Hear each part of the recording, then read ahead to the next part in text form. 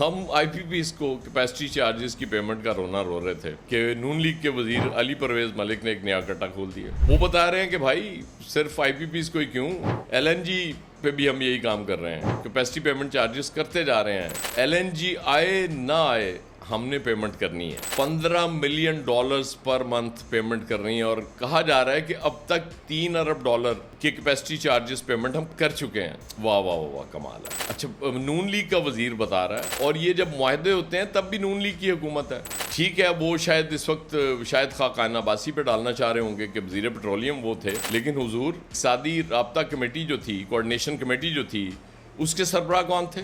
ہمارے پیارے وزیر خزانہ اس دور کے اسحاق ڈار صاحب. اس کے بعد جو کیبنٹ تھی اس کے سربراہ کون تھے, اس کے چیف کون تھے؟ میرے قائد میاں محمد نواز شریف.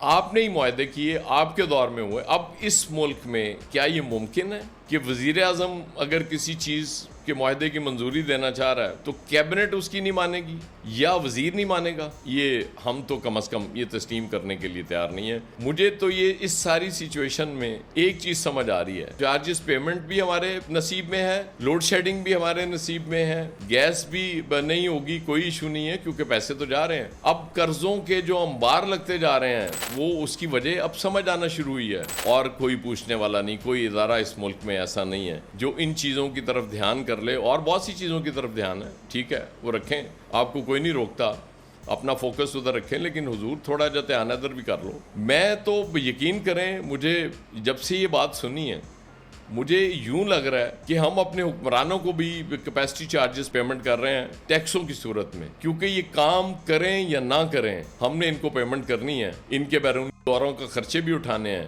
ان کی مراعات بھی ہم نے برداشت کرنی ہے. کب تک؟ جب تک ہے جہاں میرا خیال ہے کرنا پڑے گا, کوئی اس کا اور حل نہیں ہے.